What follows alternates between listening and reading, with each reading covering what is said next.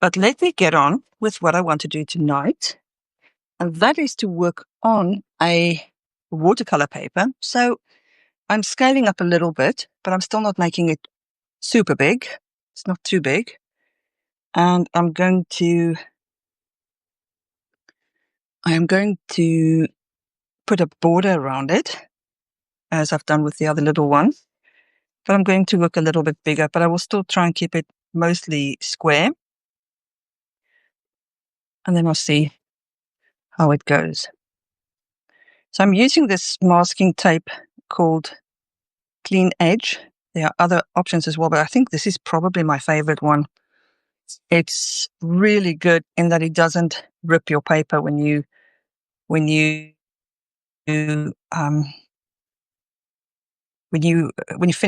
it off afterwards, whether it's a regular paper like a sketchbook paper, or if it's the watercolor paper as well. And then the idea is to work with lines and using this as my muse, these lines. And you know what I'm going to do? I'm going to make it even simpler for myself. I'm going to fold it in half, and I'm going to move that a little bit to the side. These were the colors that I've mixed for my demo, and I'm just going to reconstitute them. I was explaining that when I use watercolor, I like using a tube of watercolor, and I use it on a paper palette, disposable paper palette, and I can absolutely use up all the colors, and I can use it again. It doesn't have to be, disposed of. And I also like to use white designer gouache because it's really finely milled. So there are different ones. There's designer gouache and Horodam gouache. And this is from Schminke, and it is a way to get an opaque watercolor. Watercolor tends to be translucent by its very nature, and gouache tends to be more opaque. Okay, let's start. Oh, actually, before I start, I'm going to give myself a little tool here. I did printing before with watercolor paper, and it wasn't the best option. And now I'm going to use my uppercase envelope, and I'm going to cut it up and use this cardboard to see how it prints. So my idea, first of all, is just to create lines. I'm blocking myself by, when I say block myself, I'm limiting myself by just having these lines, and then I can add on to that. I can add more details, I should say, or can add just more to it. So let's get going. Looking at that, and I'm thinking of making these longer lines. So first starting by stamping. And what is really nice about stamping is that you don't have full control, stamping in cardboard, I should say. You don't really have a full control over your, over the tool. It's a limited control. So I get these interesting marks, and it's really effective to move it, to move your application tool. And it's such a rudimentary basic tool, and you can twist it. So it doesn't have to be just one solid flat line.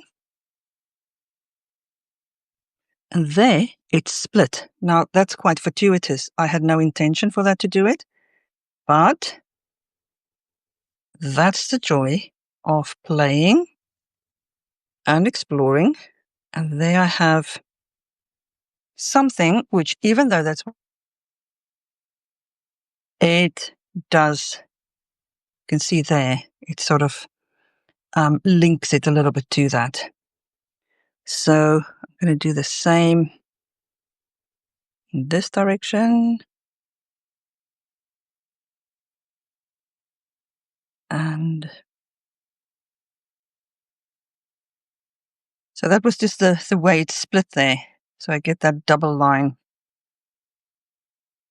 And that's so indicative of what you get when you just play with materials. So now it looks a bit like a tree. I don't really want it to look like a tree. I'm going to change my color, and I'm going to do another cutout.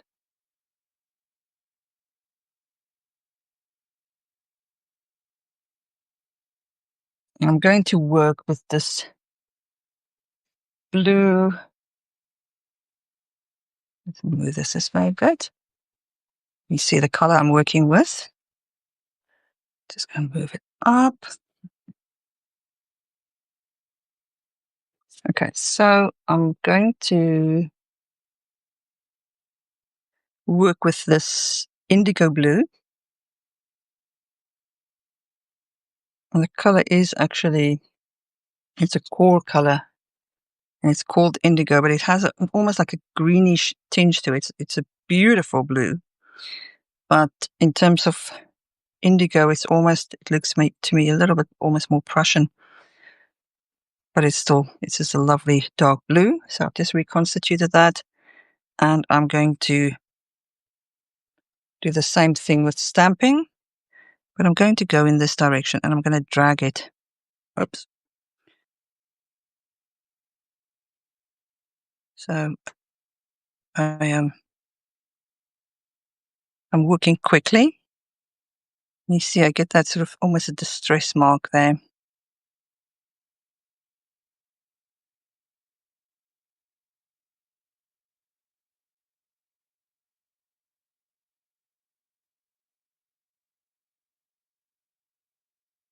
And there, I'm just going to make that line go further along. And then here, where I have this lighter blue gray color. So that's the more with the white opaque gouache. It's lighter. And I'm going to use a brush, paintbrush, and some stab marks on that. I'm actually going to use, you see, an angled brush. I've got this brush, which is not so perfectly a perfect line anymore, so that it also has some disturbance. So I am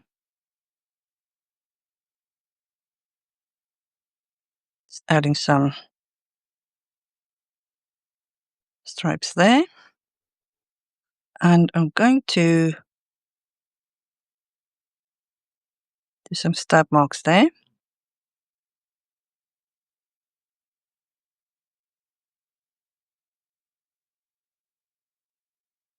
And then I'm going to remove the masking tape, because I want to start creating outside of that block. And what it does is by working in this way and having blocked myself in, I now have this block to work with. Now I can expand and try other things. So I've got the stamping there, and now I'm going to use this angled brush and do more stamping. And I'm doing it in a way that is really quite almost simple and methodical.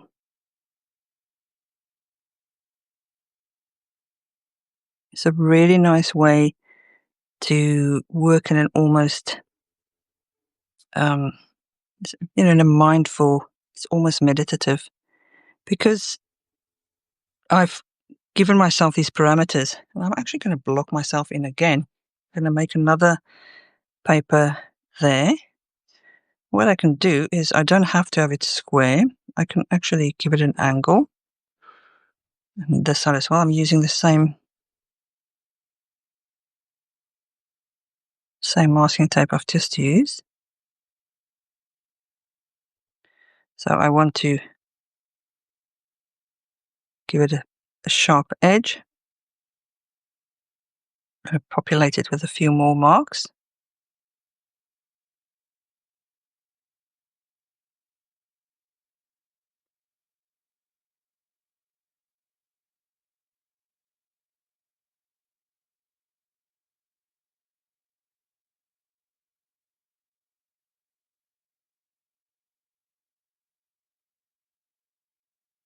So this is this brown, brick brown color.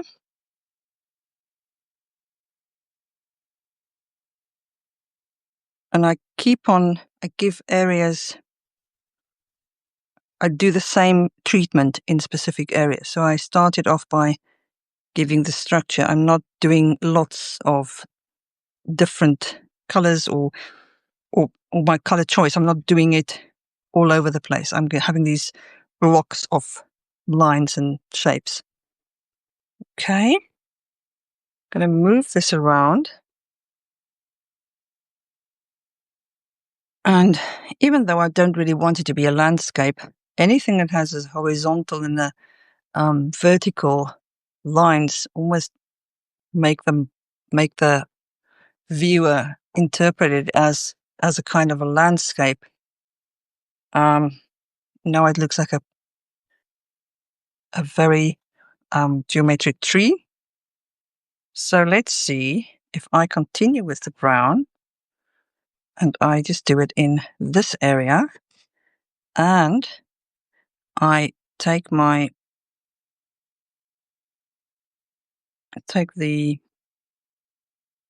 lines that I had before, and I am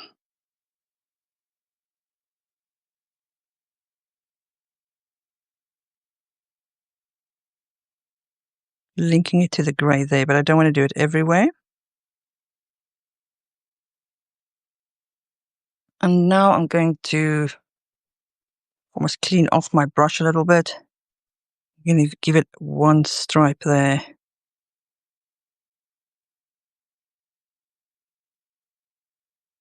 So there's just a line.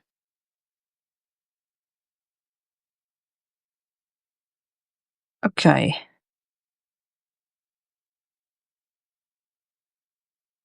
Darker blue again. This blue that I have there, the indigo blue. Let's see when I work with that, what's the color that will come out. So here are my sample again.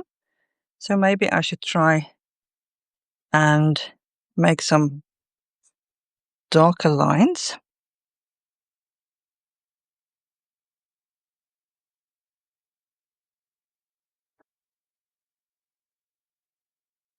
Working with this indigo color. If you hear explosions, it is fireworks because it's still Diwali. Before Halloween, you get the Diwali festivals, and that's what's happening at the moment.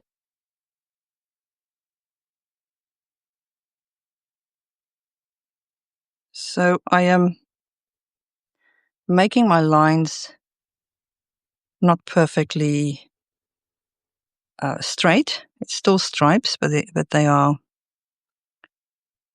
quite organic as well.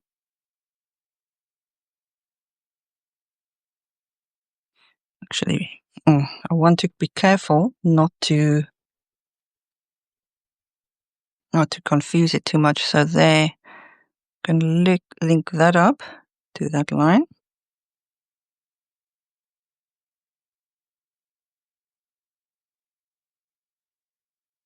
There I'm painting with more intention. I'm trying to deliberately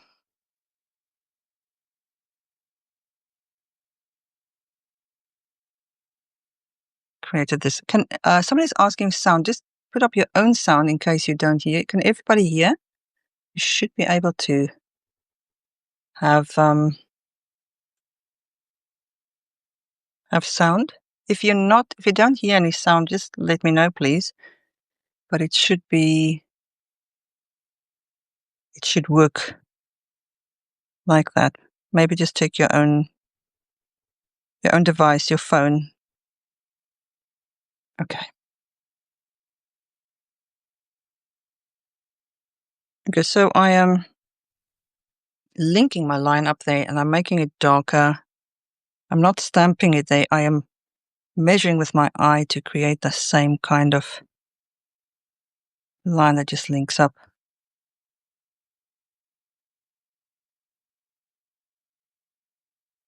And then I'm going to deliberately hold my brush very, very lightly. And again, I'm joining up by, can you see how far I'm using my brush from the front? And the objective is to create interesting, expressive marks.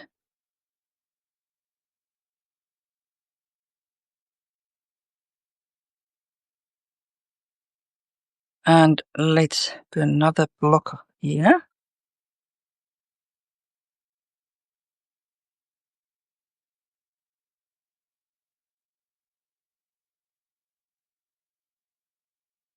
And I'll do it straight, carry it on there.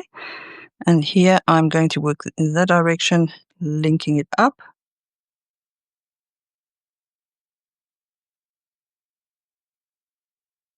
So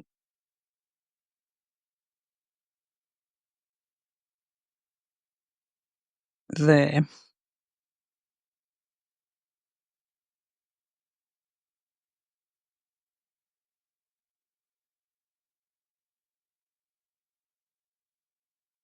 So then the marks are becoming more and more organic. It looks almost a bit like roots.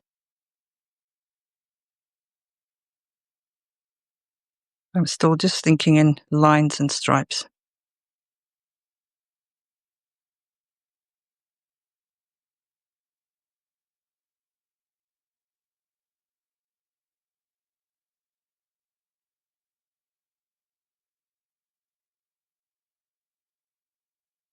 Okay.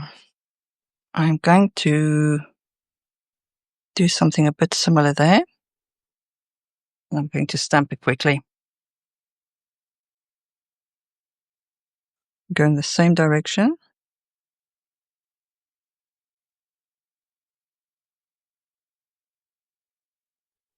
I do like blue and brown together. It's very effective.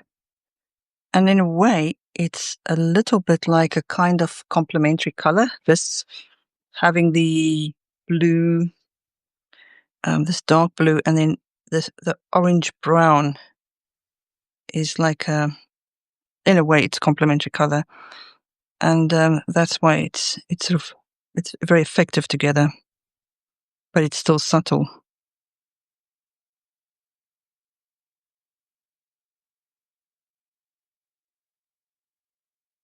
So I've got the stamp marks there, and then here, what have I not yet used? I haven't used much of that other grey.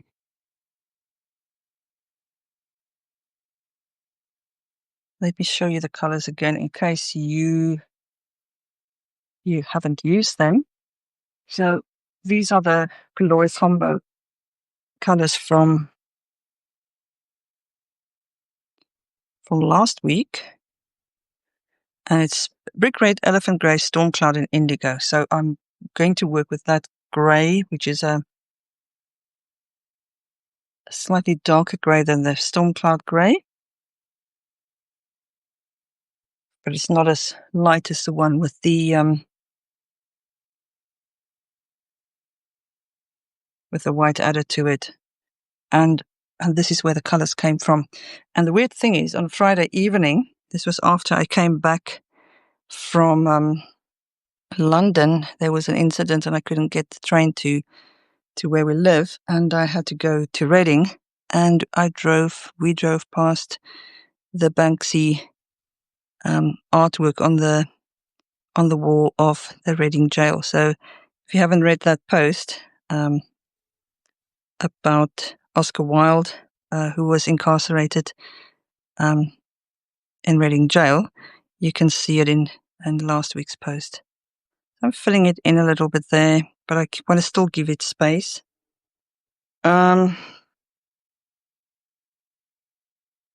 see. And here, I'm going to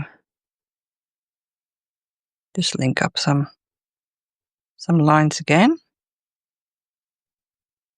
And then I'm lifting this up. So it's stopped again. So I'm starting to get these blocks of texture and blocks of color. It's almost like a kind of quilt in a way. And here I'm going to do the opposite. So where it was white, I'm going to have the blue, and I'm again blocking it off in the end and on the edges there. And here,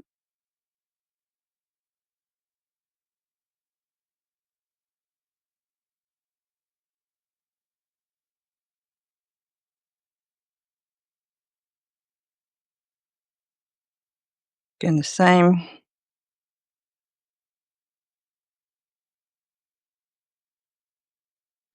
And the same. And it's nice and tidy and clean.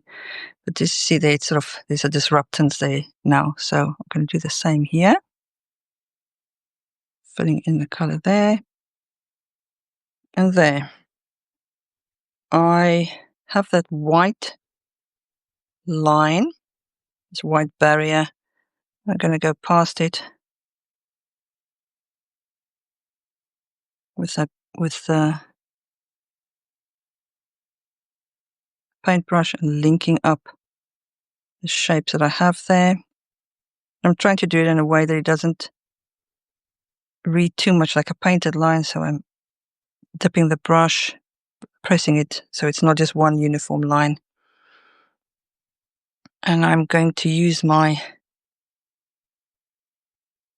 sort of intuitively linking some of these stamp marks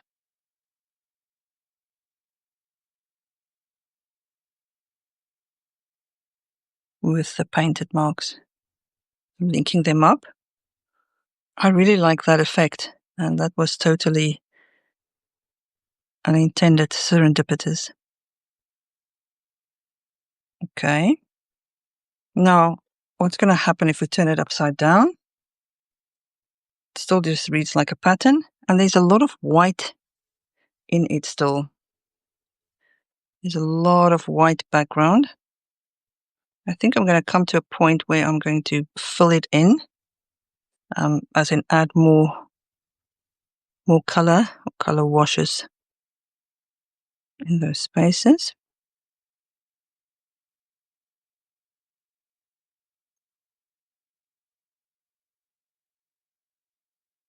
And I'm going to refresh the brown paint I've got there.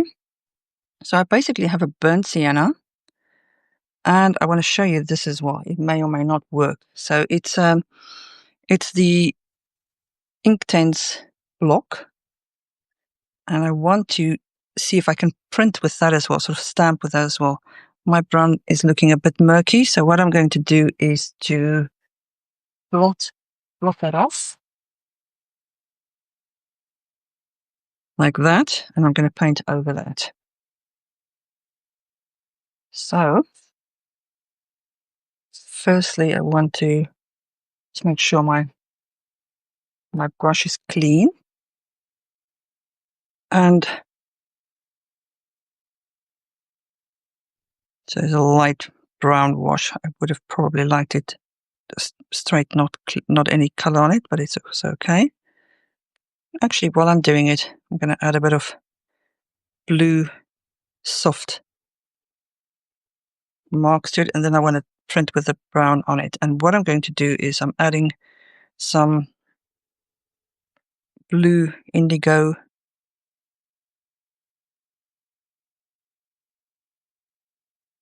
marks. So you can see where it was wet, even though it's stamped, it completely bleeds into it. And where it's dry, I just get these really thin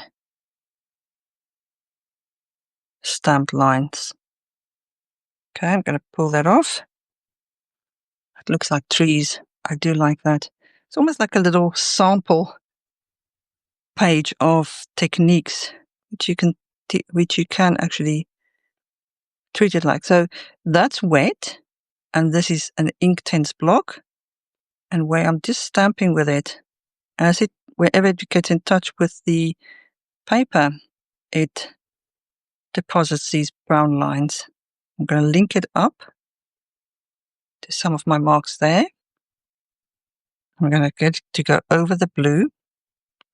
I could have blocked it off, but I'm just not worried about that. And it's a fun way to engage with the material and just playing with what I find. As I said, I didn't plan this. That's still looking very sort of fluid. I'm going to do the same by just adding water here on my paper.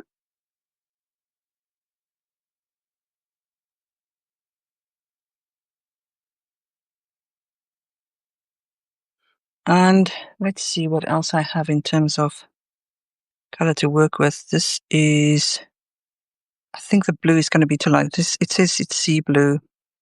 The blue is too bright a blue. I also have this, which is an aquarelle pencil, and I've got a deep indigo. That should work. So I'm going to draw stripes, lines. I'm doing this with an Inktense pencil. So it should just everywhere where I draw on this wet surface, it dissolves it and becomes quite a dark mark, but it should just sort of fix it to the paper as well. So I'm showing you here quickly, if it's not fixed to the paper, if I just draw there, you see how the color is different? If I do that, it will smudge. And if I add water to it, it will really smudge. But if there's water on the paper and I draw into it, it will dissolve a little bit, but it basically then fixes the color. Okay, so let's see. There's lots of lines going that way, a few going that way. I'm just boldly going to add some more lines.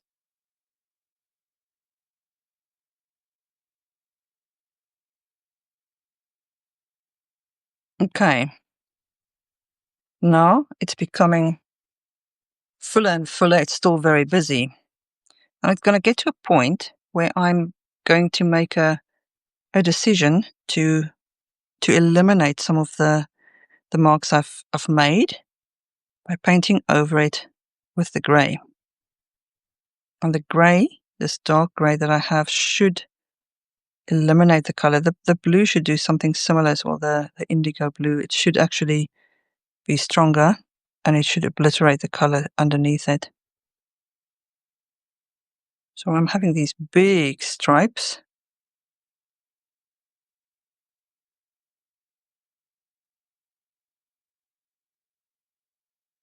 And there, I'm going to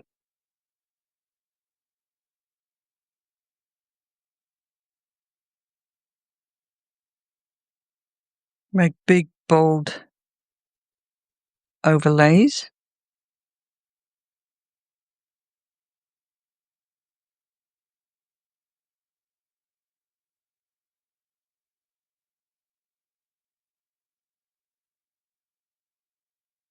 Just working with this big 1/2 inch angled brush.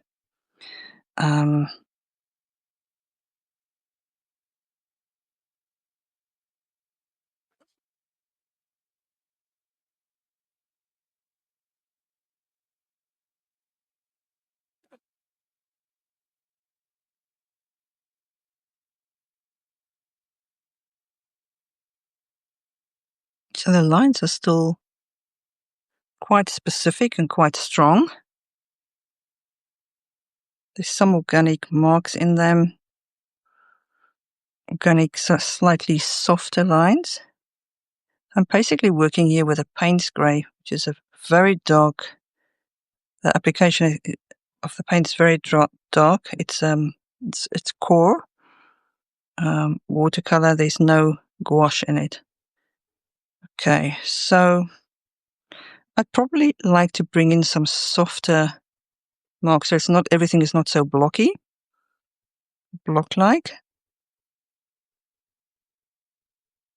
And I'm working really, really intuitively. I haven't planned this.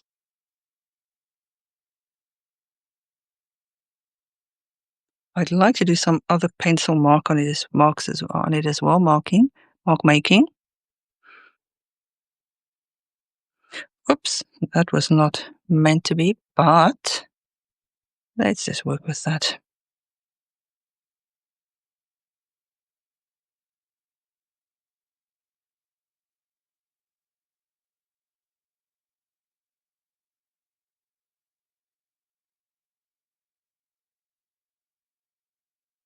It's starting to look like a rug. And maybe I should just think of it almost as a rug. Like if this was a rug, if I had to make a rug in blues and browns, would this be my pattern? So that's another way of giving yourself a little challenge. So as you work with something and it starts to look in a way like something other, then to just play with that. At the same time, I'm also seeing it's almost looking that's a house and this is a kind of tree. I'm just going to play with that as well, but I don't want to disrupt it too very much. I'm stabbing, just using this big brush and just working with Payne's Grey.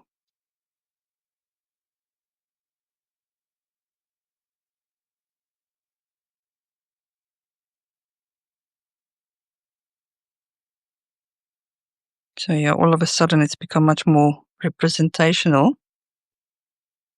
That's also fine. And that's really fun part of working intuitively and letting it guide you and not being too precious about it.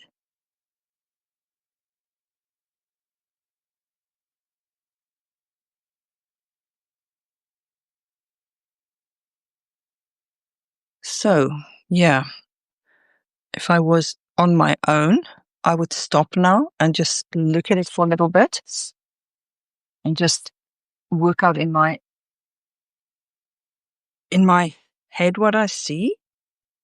But because this is a live recording, I'm just going to carry on making marks and interacting with it. So I've got this pencil. It says terracotta, but it's quite brown.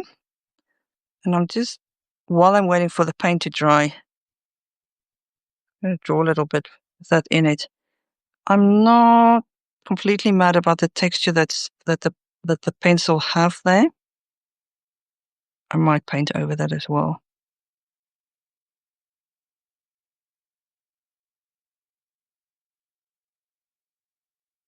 No, I don't like that. And what I mean by that is I don't like the texture of the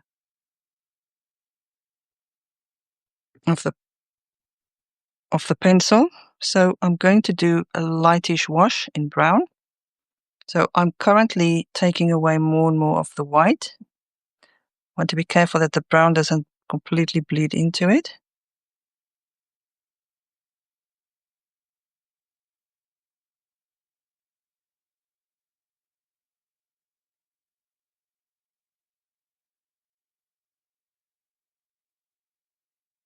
Doing a light semi-dry brush.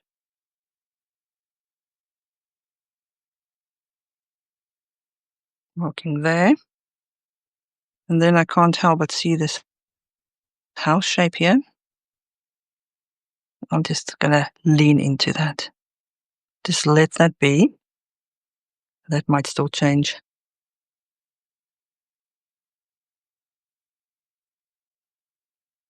I'm going to bring a little bit of brown back here.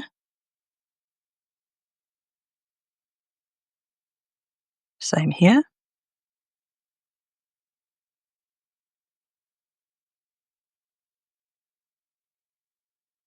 This is a rosemary short angular brush, and the other one is a silver silk. And I use pretty much these two brushes for this angle and stamping work.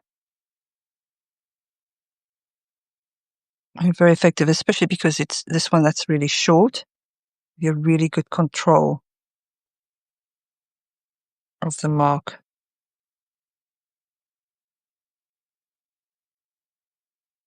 Goodness, it sounds like I'm in a war zone. It really is just fireworks. I hope you, or I don't know if you can hear it clearly. Okay.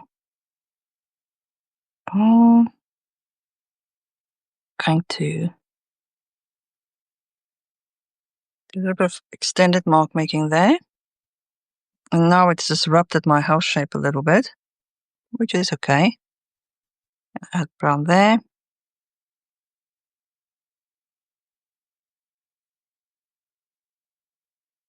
Let's see what happens if it's upside down.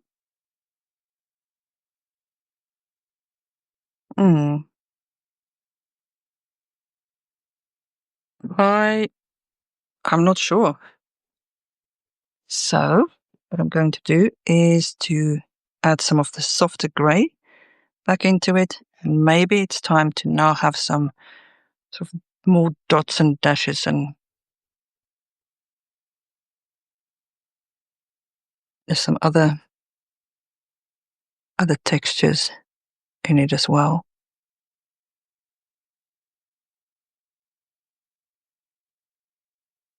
Almost like a cross hatching. I want to make it a bit quieter.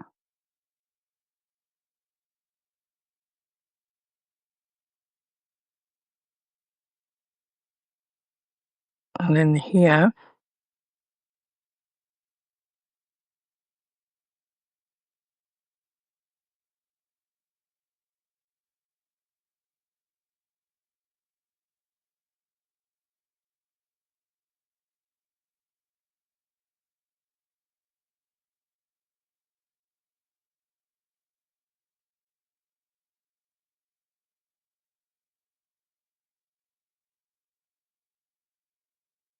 I'm creating more of a background there as well. The blue is still wet. I can't really work too much on it, but I would probably ultimately wait to dry. I'd start doing a bit of white pencil work, but it's not going to work while it's wet. It's not depositing the paint. I've got this blue aquarelle. It says watercolor, Derwent watercolor pencil. This was in my stash here. Let's see what happens if I actually draw with it and then add water to it. It should dissolve it, but it still has some of that granular appearance. Taking some of the more of the white out. Same there. And here I'm going to create some more patterns. A line, but the two lines create a kind of a chevron.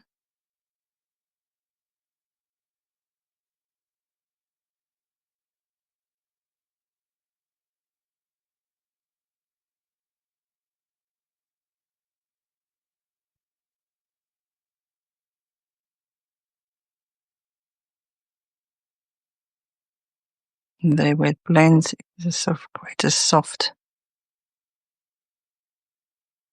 softness between the two.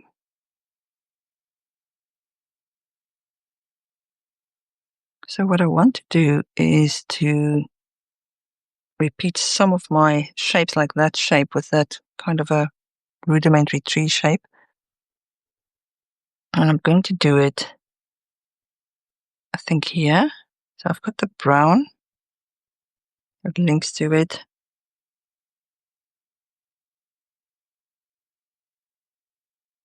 I don't know if I should do it. Feel a bit resistant because I do also like just the brown there.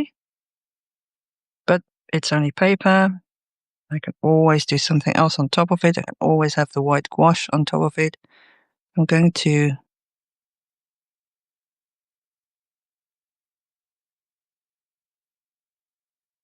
do the same there.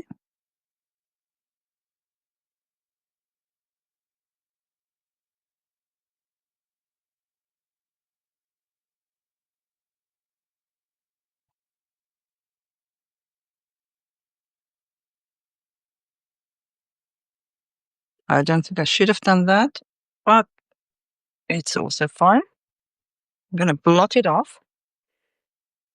I'm not going to be able to take it out. I don't hate it, but I think it was unnecessary doing that.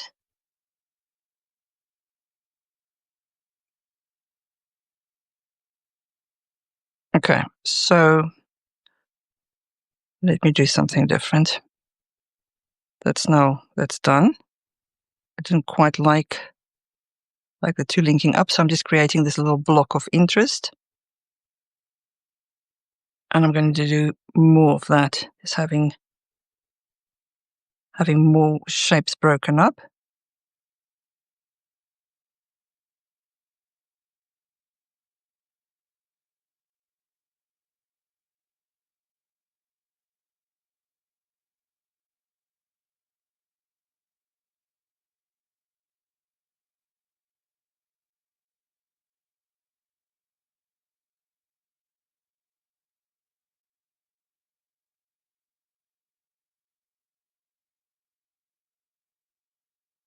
So the strong, stark lines are becoming more curved.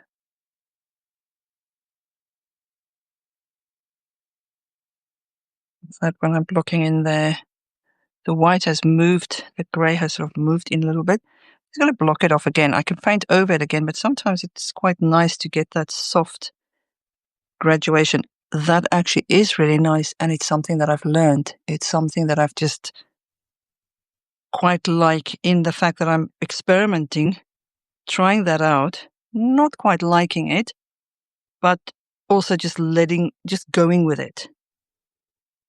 Sometimes it's good to just push without knowing.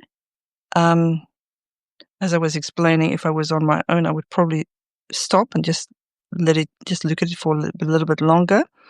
What I would say is a good idea when you just play with lines and marks is to take lots of photos as you produce, as you work, especially if you're hesitant and you go, okay, I quite like what I have there, but I'm going to change it now. Then just take a photo of that and don't have to lament the fact that you've not lost it. Now you know for next time, and you learn by doing and deciding. You can then just come back to what you've done and change it. As in, you can change it next time, I mean.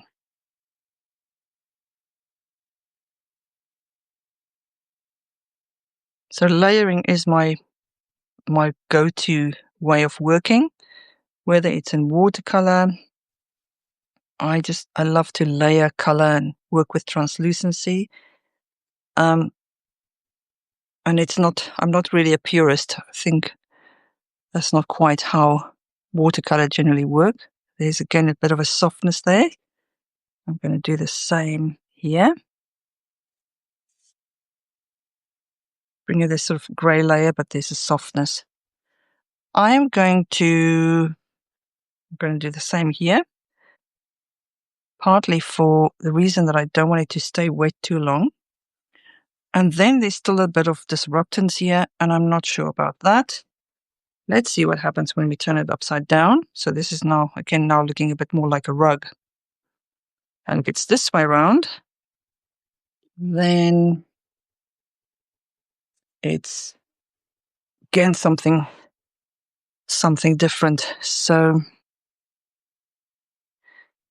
I'm going to block that in.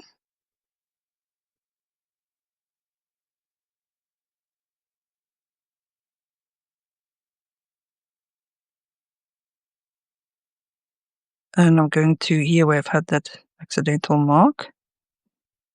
Block that in. And I might end up with a lot of dark blue, grey, paint grey painted on top of what I have.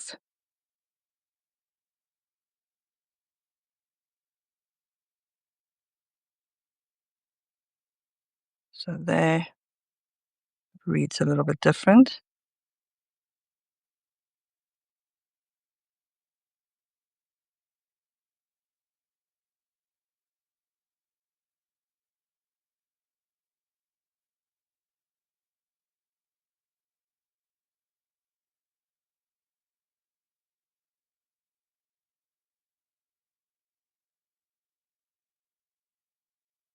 I'm going to do the same here.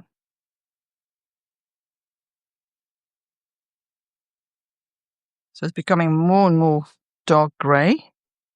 And in a strange and weird way, it's almost like it's like a moody landscape painting. And it is reminiscent of what's happening at the moment with the days becoming shorter. And I'm painting this at nighttime. The sun is literally set just before I did this session, and we've just been for a dog walk.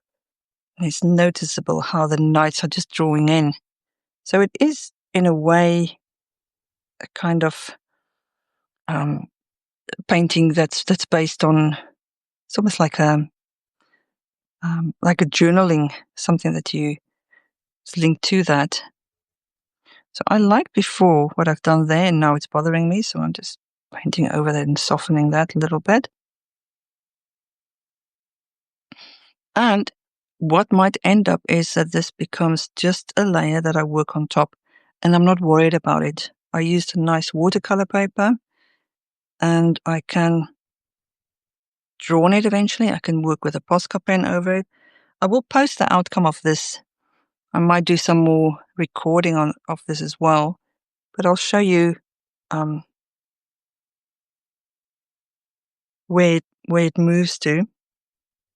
I can actually see it as part of a kind of a quilt fabric textile design, which is one of the things I do. The grey is now too much, as in there's too much grey, so it needs to be lifted again. And I'm going to, where I've painted, I'm going to give myself the option to have some of the lighter grey layering, and then I can always paint over that again. And I quite like how you get the texture, but because of the kitchen towel, how it picks up that texture. Okay. I want to just explain quickly about using a white gouache, which is something that I'm sure you know I use. If you've done any of my courses or my floral courses, watercolor courses, you know that I love using a white gouache.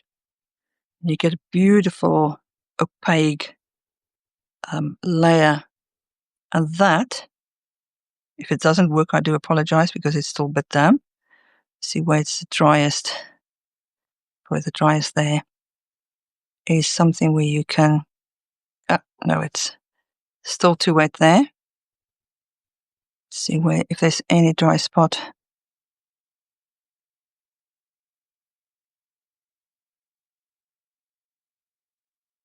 Just going to try that again. So it might bleed a little bit, but you see what I mean. You can now work back, create on that gray background. You can do stronger marks. The intention is not for it to bleed as much as it is, but that's also, again, a technique and maybe something that I'm learning from that. That again can be blotted to make it softer. So just get that soft white. But my intention is really to have it stronger, more solid marks.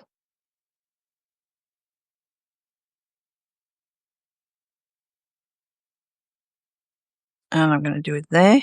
And then I'm going to stop because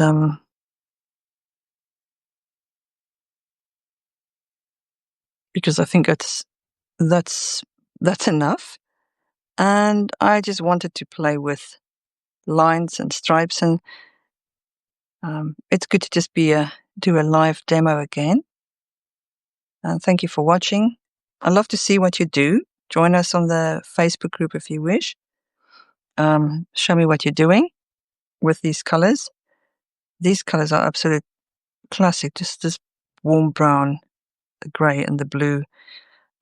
It's a really safe color option to work with, as in you can't really do it wrong. It's not like a strong color contrasting color. It's quite harmonious. So in terms of Coloricombo combinations, it's a good one to play with, because it will also, if you turn it into a black and white grayscale painting, you should be able to, it should work, still work quite well, I think, because it's quite contrasting, and then you have these soft grays creating color values.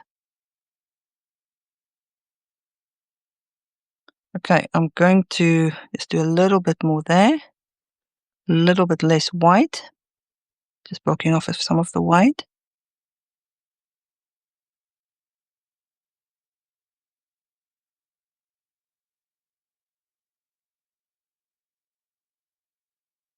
And do that there. So yeah, there's my strange, probably landscape inspired line painting. Where it is now, it's not completely finished, but it's about an hour later since I started. Yeah, it's not quite like that, but you start somewhere, and then you play and you explore. Those curvy marks, no, I'm going to take them out. I wanted to replicate some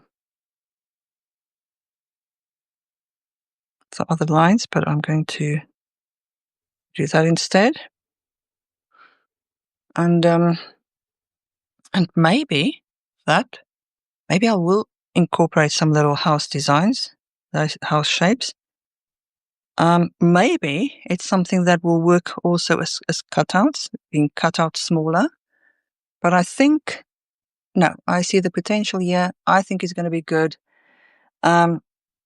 It's not finished, but what I wanted to show is how you can work with rudimentary materials. You can do stamping and then take it from there.